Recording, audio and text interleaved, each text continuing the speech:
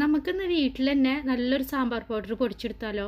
അപ്പോൾ ഞാനിന്ന് സാമ്പാർ പൗഡർ എങ്ങനെ നമുക്ക് വീട്ടിൽ തയ്യാറാക്കി എടുക്കാൻ പറ്റുന്നുള്ള ഒരു വീഡിയോ ആണ് കേട്ടോ കാണിക്കുന്നത്.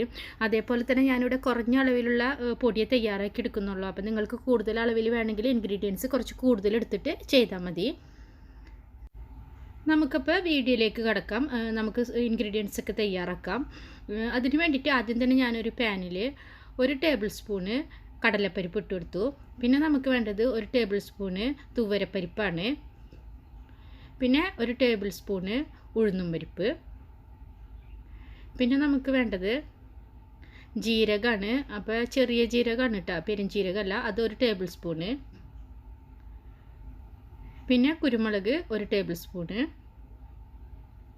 പിന്നെ നമുക്ക് വേണ്ടത് 1/2 ടീസ്പൂണ് ഉലുവയാണ്.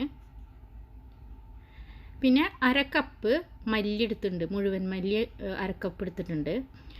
അപ്പോൾ ഇത്രയും ഇൻഗ്രീഡിയൻസ് ഒക്കെ കൂടിയിട്ട് നമുക്ക് ലോ ഫ്ലെയിമിലിട്ടിട്ട് ഒന്ന് റോസ്റ്റ് ചെയ്തെടുക്കണം. അപ്പോൾ നല്ല ലോ ഫ്ലെയിം ആയിരിക്കണം കേട്ടോ. ലോ ഫ്ലെയിമിലിട്ടിട്ട് നല്ലപോലെ ഒന്ന് റോസ്റ്റ് ചെയ്തെടുക്കുക, ഒട്ടും കരിയാണ്ട് റോസ്റ്റ് ചെയ്തെടുക്കണം. അപ്പോൾ നമ്മളിത് റോസ്റ്റ് ചെയ്തെടുക്കുന്ന സമയത്ത് ഇത് പാകമായി കഴിഞ്ഞാൽ നമുക്ക് നല്ലൊരു സ്മെല്ല് വരും. അപ്പോൾ ആ സമയത്ത് നമുക്ക് മനസ്സിലാവും ഇത് ഫുള്ള് കറക്റ്റ് പാകമായിട്ടുണ്ടെന്നുള്ളത്.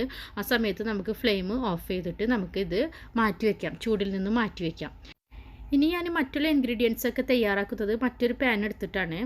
അപ്പോൾ ആദ്യം തന്നെ നമ്മൾ ഒരു പാനിലേക്ക് ഇതേപോലെ തന്നെ 1 ടീസ്പൂണ് കടുക് ഇട്ട് കൊടുത്തിട്ട് ആ കടുക് പൊട്ടി വരുന്ന സമയത്ത് മാത്രം നമുക്ക് മറ്റുള്ള ഇൻഗ്രീഡിയൻസ് ഇട്ട് കൊടുത്താൽ മതി.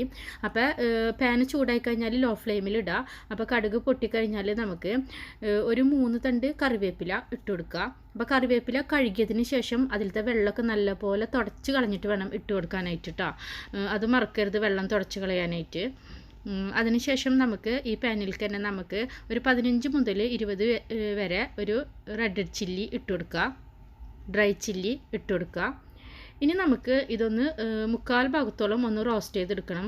ഇതൊന്ന് റോസ്റ്റ് ചെയ്ത് വരുന്ന സമയത്ത് മാത്രം നമുക്ക് ഇതിലേക്ക് മഞ്ഞൾപ്പൊടിയും അതേപോലെ കായം പൗഡറും കൂടി ആവശ്യമുണ്ട്, അത് ചേർത്ത് കൊടുത്താൽ മതി. അപ്പോൾ ഇത് ഒരു 1/4 ഭാഗത്തോളം നമുക്ക് റോസ്റ്റ് ചെയ്ത് വരുന്ന സമയത്ത് ചേർത്ത് കൊടുക്കുന്നത് എന്താണെന്ന് വെച്ചാൽ നമ്മൾക്ക് ഈ പൊടികൾ പെട്ടെന്ന് കരിഞ്ഞു പോകും. അപ്പോൾ അത് ഒഴിവാക്കാൻ വേണ്ടിയിട്ടാണ് ഒരുമിച്ച് ഇട്ട് കൊടുക്കാത്തത്. അപ്പോൾ ഇതൊന്ന് ശരിയായി വരുന്ന സമയത്ത് നമ്മൾ ഇതിലേക്ക് 1 ടീസ്പൂണ് മഞ്ഞൾപ്പൊടിയും 1 ടീസ്പൂണ് കായം പൗഡറും ചേർത്ത് കൊടുക്കുക.